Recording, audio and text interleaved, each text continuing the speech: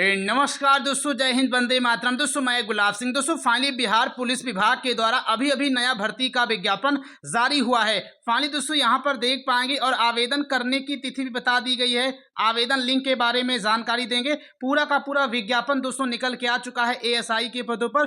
तो इस वीडियो के माध्यम से आप सभी को ये जानकारी देने वाले हैं कि इस भर्ती में कौन कौन आवेदन कर पाएगा, उम्र सीमा क्या रहेगी, सिलेबस क्या रहेगा, चयन प्रक्रिया बदला या नहीं बदला, उसके बारे में आप सभी को जानकारी दी जाएगी। तो आप लोग वीडियो में लास्ट तक बने हैं। वीडियो में आगे बढ़ते हैं, लेकिन उससे पहले यदि आप लोग हमारे इस चैनल पे नए हैं, चैनल को सब्सक्राइब करके नोटिफिकेशन बेल ऑन जरूर कर लें, क्योंकि इसी चैनल के माध्यम से आप सभी को बिहार में निकलने वाली सभी विभागों की वैकेंसियों के बारे में जानकारी दी जाती है। वैकेंसी का नोटिफिकेशन चाहे किसी विभाग में क्यों ना जारी हो, तुरंत और सबसे पहले आपको हमारे इसी चैनल के माध्यम से बताया जाएगा। तो इसके लिए सब्सक्राइब करके नोटिफिकेशन बेल ऑन जरूर कर लें। बाकी आप सभी लोग तो जानते ही होंगे वैकेंसियों के बारे में सबसे पहले यही चैनल देता है।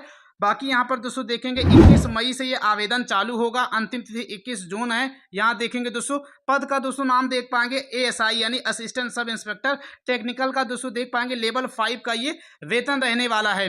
पदों की संख्या दोस्तों यहाँ पर 22 है। बाकी विज्ञापन संख्या 07/2026 है। और दोस्तों आज जो है यहाँ पर ऑफिशियल वेबसाइट पर 2 नया पीडीएफ जारी किया गया है। तो इन दोनों नोटिस के बारे में बताएंगे। पहला तो आप लोग पीडीएफ देख रहे हैं, अभी आपको इसके बाद जस्ट दूसरे पीडीएफ के बारे में जानकारी देंगे। यहाँ पर दूसरा आप लोग पढ़ पाएंगे, उक्त पद पर चयन के लिए बिहार पुलिस अवर सेवा आयोग द्वारा अभ्यर्थियों से ऑनलाइन आवेदन प्राप्त किया जाएगा। एक अभ्यर्थी मात्र एक ही ऑनलाइन आवेदन कर सकेगा। और यहाँ पर नीचे अन्य जानकारी बताई गई है, आप लोग इसके बारे में पढ़ सकते हैं। आगे चलते हैं दोस्तों, आप सभी को बताते हैं कि आखिर आवेदन करने के लिए क्या क्वालिफिकेशन चाहिए, शैक्षिक योग्यता चाहिए, 10th 12th इंटरव्यू, अरे इंटर जो है स्नातक कौन कौन आवेदन करेगा।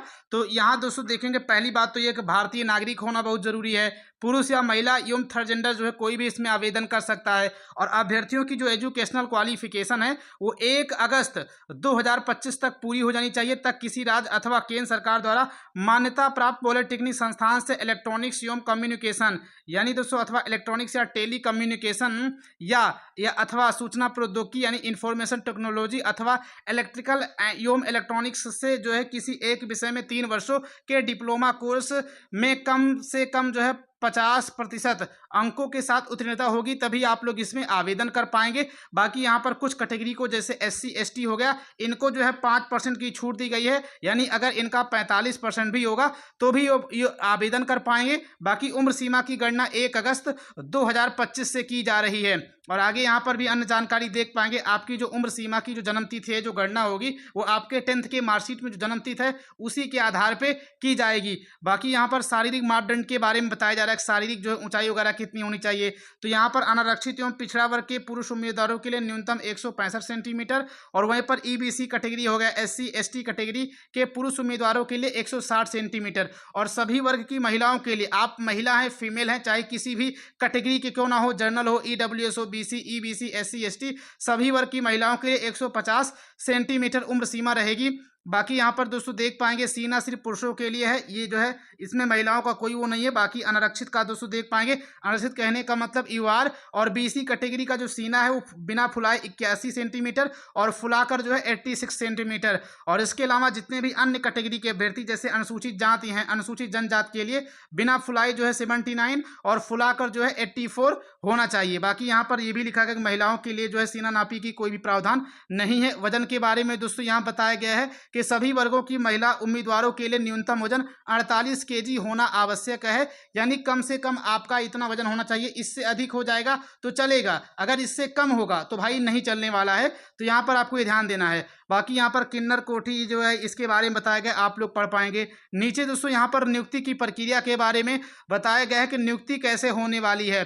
तो फाइनली दोस्तों नियुक्ति की प्रक्रिया, पहले आप लोगों का एग्जाम होगा, उसके बाद शारीरिक जो परीक्षा होती है, जो फिजिकल मेडिकल वगैरह होता है वो होगा। यहाँ पर दोस्तों लिखित परीक्षा जो है प्रथम चरण प्रारंभिक परीक्षा, प्रारंभिक परीक्षा में जो है 100 अंकों का एक प्रश्न पत्र होगा, जिसमें वस्तुनिष्ठ यानी MCQ प्रश्नों की कुल संख्या 100 होगी। यानी दोस्तों 100 अंक होंगे, 100 प्रश्न पूछे जाएंगे और 2 घंटे की आप लोग की परीक्षा होने वाली है। और इस परीक्षा में क्या क्या आएंगे तो यहाँ पर बताया गया है कि प्रश्न पत्र में सामान्य ज्ञान हो गया, करंट अफेयर हो गया और जो है 40 प्रश्न आएंगे। और इसके अलावा 60 जो प्रश्न समूह है वो इलेक्ट्रॉनिक्स एवं कम्युनिकेशन अथवा समूह एवं इलेक्ट्रॉनिक्स एवं टेली कम्युनिकेशन से आने वाले हैं। जो आपकी क्वालिफिकेशन है, जो आपने डिप्लोमा में 3 साल पढ़ा था, 60 प्रश्न उसी से आएंगे। तो इसमें आपकी योग्यता, आपके डिप्लोमा के ज्ञान का काफ़ी ज़्यादा योगदान रहने वाला है। जिन जिन लोगों ने डिग्री वगैरह खरीदी होगी उनके लिए वैकेंसी बिल्कुल भी नहीं रहने वाली है, क्योंकि इसका एग्जाम का सिलेक्शन प्रोसेस ही ऐसा है। बाकी द्वितीय चरण में दोस्तों मुख्य परीक्षा मेंस एग्जाम भी होने वाला है, यहाँ पर भी इसके बारे में जानकारी पढ़ सकते हैं। और दोस्तों नीचे यहाँ पर शारीरिक दस्ता या जांच परीक्षा के बारे में बताया गया है। दौड़ कितना होगा, ये दोस्तों ऊंची कूद, लंबी कूद, गोला फेंक, महिला के लिए, पुरुष के लिए, ये अच्छे तरीके से पूरी जानकारी यहाँ पर बताई गई है। तो दोस्तों यहाँ पर मैंने आप सभी को इन चीज़ों के बारे में पूरी जानकारी बता दी है। बाकी यहाँ पर आप लोग मेरिट लिस्ट देख पाएंगे। आखिर मेरिट लिस्ट का निर्माण कैसे होगा, तो शारीरिक दस्ता परीक्षा में सफल अभ्यर्थियों में से चयन हेतु अंतिम रूप से सफल अभ्यर्थियों की मेधा सूची लिखित परीक्षा की मुख्य परीक्षा के द्वितीय प्रश्न पत्र में प्राप्तांक के आधार पर रिक्तियों के अनुरूप आरक्षण कोटिवार तैयार की जाएगी। तो इस तरीके से आप लोगों का मेरिट लिस्ट बनने वाला है। बाकी यहाँ पर यह भी जानकारी दी गई है कि मुख्य लिखित परीक्षा में 2 या 2 से अधिक अभ्यर्थियों के समान अंक प्राप्त करने की दशा में मेधा सूची में उसके स्थान पर अवधारण उनकी जन्मतिथि के आधार पर किया जाएगा। अर्थात उम्र में वरीय अभ्यर्थी मेधा के क्रम में ऊपर रहेंगे, यानी जिनकी उम्र जो है अधिक होगी जो है उनका जो है ऊपर रहेगा, जिनकी जो उम्र है वो कम हो जाएगी उनका नीचे रहेगा। जैसे मान लीजिए ये कह रहा है कि 2 अभ्यर्थी हैं, दोनों का जो है समान नंबर आ जाता है, तो ऐसे में जिसकी डेट ऑफ बर्थ ज़्यादा होगी उसका सिलेक्शन कर लिया जाएगा और जिसकी डेट ऑफ बर्थ कम होगी उसका सिलेक्शन नहीं होगा। बस वही चीज़ यहाँ पर किया जा रहा है। आगे दोस्तों यहाँ पर ये लिखा गया है, रिक्ति के बारे में बताया गया है, कोटिवार कितना रिक्ति है। टोटल सीट तो मैंने ऊपर बताया कि टोटल सीट जो है 22 है। बाकी यहाँ पर ईवार कैटेगरी का जो है 8 देख पाएंगे, ईडब्ल्यूएस का 2 देख पाएंगे, और यहाँ पर दोस्तों एससी कैटेगरी का देख पाएंगे 3, अनुसूचित यानी एसटी का जो है 0 1, और ईबीसी कैटेगरी का 4, बीसी कैटेगरी का 3, और पिछड़े वर्ग की महिलाओं के लिए यहाँ पर 1 सीट है। बाकी यहाँ पर दोस्तों महिलाओं को 35% का आरक्षण भी नीतीश जी ने दिया है। तो दोस्तों इसका भी यहाँ पर जिक्र किया गया है। आरक्षण के बारे में बताया गया है कि महिलाओं को 35% का आरक्षण मिलेगा आर्थिक रूप से, यानी ईडब्ल्यूएस अभ्यर्थियों के लिए यहाँ पर जानकारी दी गई है। तो दोस्तों ये पूरा का पूरा विज्ञापन जो है मैंने अपने टेलीग्राम पर अपलोड कर दिया है। वहाँ से भी जुड़कर आप लोग पूरे विज्ञापन को डाउनलोड करके अच्छे तरीके से पढ़ सकते हैं। और कोई भी डाउट होता है इस विज्ञापन को लेकर तो आप लोग कमेंट के माध्यम से पूछ सकते हैं, हम आपके हर एक कमेंट का रिप्लाई करते हैं। तो यहाँ पर मैंने आप सभी को इन वैकेंसी के बारे में पूरी जानकारी बता दी है। अगर आप लोग हमारे इस चैनल पे नए हैं तो चैनल को सब्सक्राइब करके नोटिफिकेशन बेल ऑन जरूर कर लें, क्योंकि इसी चैनल के माध्यम से आप सभी को